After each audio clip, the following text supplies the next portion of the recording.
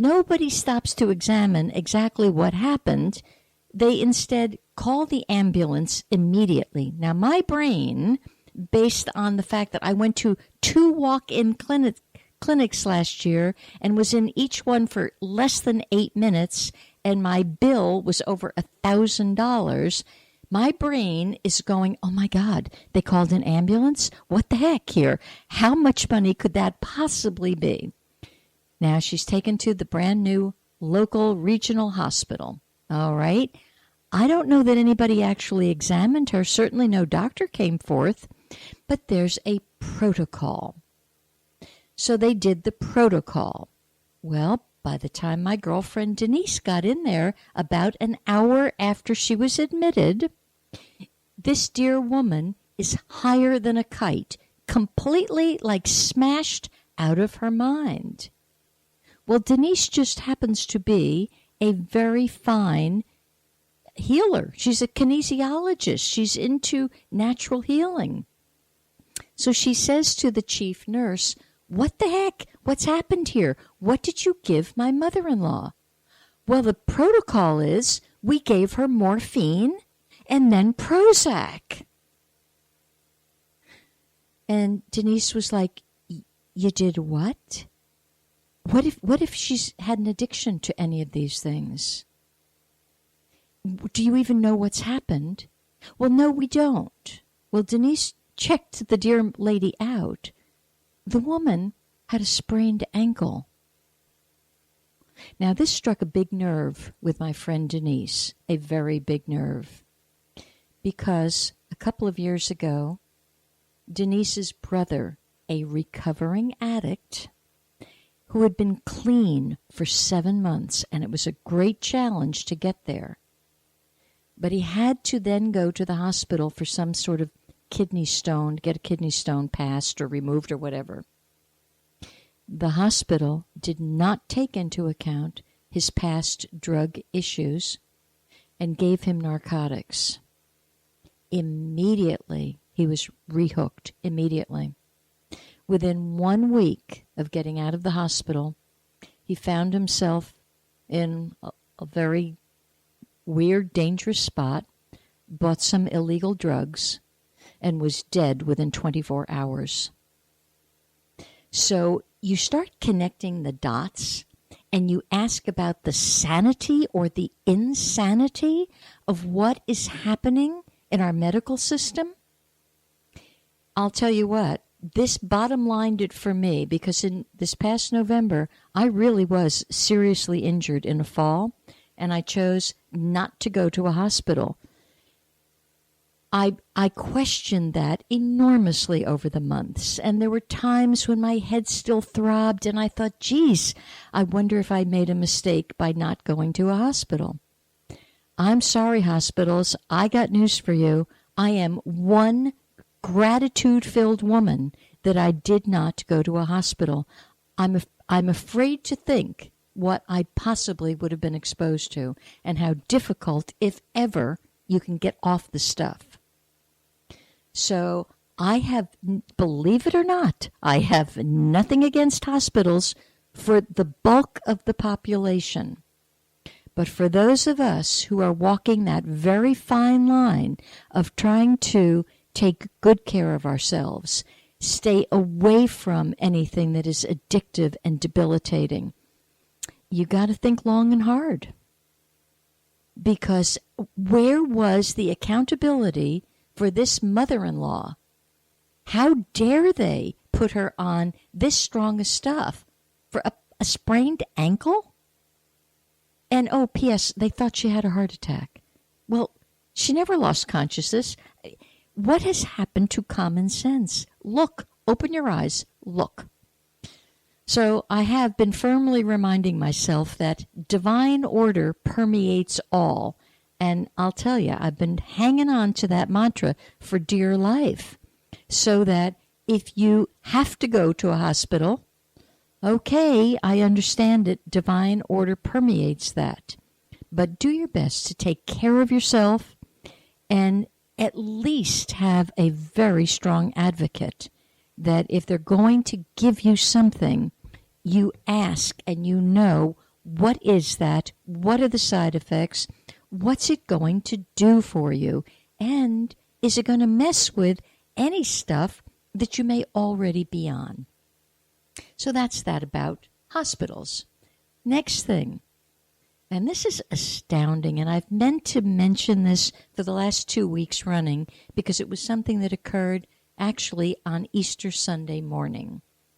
Easter Sunday morning, I was very happily minding my own reality, cooking a little brunch for half of my family, for my son and my granddaughter. The other half was still up in Georgia. So I'm busy cooking away, and the phone rings, and ordinarily I wouldn't answer it if my family's there, just because it's not particularly polite, and I'm not addicted to my telephone. But it was a number that, I don't know, I could see, I didn't know it. I just had a sense of urgency about I should pick up. I picked up, and this lovely lady says, "Hello, is this Elaine Bartlett?" Mm-hmm. "Are you the Elaine Bartlett that possibly did consultations in Boca Raton 20 years ago?" "Mm-hmm. Yep, one and the same." And she goes, "Oh," and she did mention her name. I won't mention that on the air, mentions her name. And she said, 20 years ago, I had a phone consultation with you, and I never paid you. And I have felt badly and guilty ever since. And I would like to now send you the money." I was so taken aback because I'm one of the old world thinkers in this respect, but I'm also very diligently trying to hold the frequency to reestablish trust on the planet. So I kind of operate on the goodwill system often. If you tell me you're going to pay me, I believe you. I trust you. I worked my business this way up in New Jersey. And oftentimes, if some which way something got put in your bag that wasn't supposed to be there, dang nabbit, 100% of the time the person brought it back. So I believe in the honor system. And the solar system that I come from, there's always an even exchange of energy because there's a true knowingness. This is why oftentimes if you tell me, if you come to my home for a service and you quoted a fee of $75, and I know darn well you thought it would take a half hour, and you're now there an hour and a half. There is no way you will be leaving my home with $75. You will be leaving with twice as much as that, or whatever I could possibly afford. And I don't understand why humans don't get this. That's another mystery to me. That's another mystery right up there with torn jeans. If somebody has a good perspective on, because you feel it. You feel guilty and uncomfortable short-changing the person. And I certainly thanked this woman profusely. And I've thought about it on and off now for these few weeks, which I'm glad I can finally put it to bed today because I won't think about it anymore. But what this did to her unconsciously isn't good. When you owe someone something, now look, sometimes there's a mistake and you don't realize you owed. That's not what I'm talking about. But when you have that unsettled feeling that something is unfinished, it actually creates, in its own way, almost an imaginary port into your energy system, and it actually siphons off energy so that you are not as crisp and clear-minded as you need to be. Energetically, things aren't open and available to you. Psychically, you can't go to the next level because there's like a low-grade siphoning. So please, pay your debts. Be honorable. There's more that happens. And unfortunately, she also had guilt. You know, it's all a huge drain.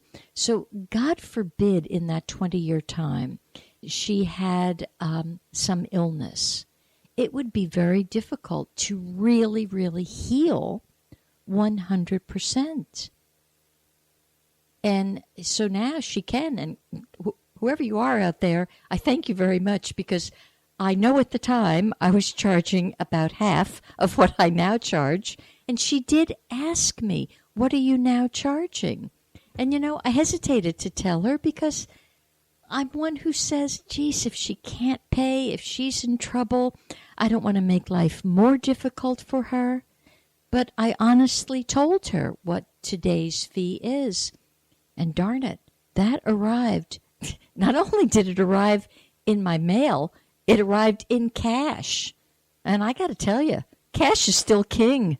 So many thanks. I hope, as I did tell you, I would speak of this right that next week, but I get, as you can see, I get going on many things. But to you, beautiful woman up in New York, I thank you very much. Okay, so those of you who owe anybody anything, pay up. That's the bottom line. And because I want you to be healthy.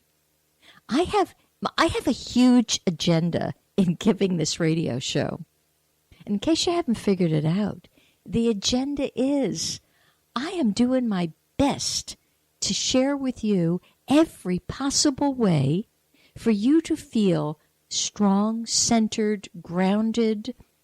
I don't care if it's telling you, would you please start drinking greens? This morning I had to tell somebody who lives up in the Bergen County area, you need to take a walk around the duck pond. There's a beautiful duck pond up in Bridgewood. So for those of you who want to take a field trip, take a walk around the duck pond. Why? Because these are the simple things to keep us, to get us back into that space of knowing who we are. You'll never know who you are when you're flitting all over the place and not grounded. You'll never be able to accept the fact that you are God in drag. So I guess that's really my really deep hidden motivation, to get you there. I had the good fortune of speaking with yet another friend up in Bergen County this morning before she got out of her car and into the office. And she's very much on this same understanding wavelength as I am. And it is so comforting to know that where two are gathered and recognize that the me is false and there is only one. Man, this is huge.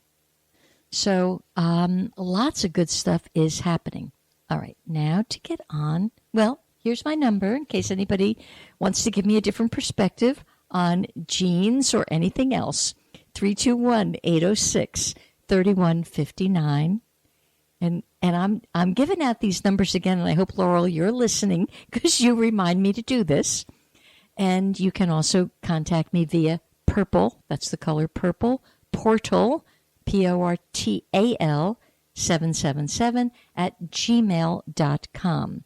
Now, here's the next reason why you may want to really remain in touch with that Purple Portal 777 at gmail.com. Because today, once again, I'm going to suggest those of you that what I say resonates as far as the flying stars go, you need to send me your birth information. You need to send me $10, and I will do a printout of your 4 pillars and where you are in a 10-year cycle. Because one of the first things I'm going to talk about is on the May 5th, these pillars change. Okay. Now, we're going to go into, on May 5th, we actually step into the first month of summer. Now, I know in the Western civilization, they don't see it that way. They don't practice it that way. But this is an energy based on the moon, on the lunar system. And it's really very powerful because it's how the farmers know to plant successful crops before there was so much distortion about our crop planting. However, we will be getting back to the natural rhythm of things. I trust sooner rather than later. So here we're going to be stepping into the first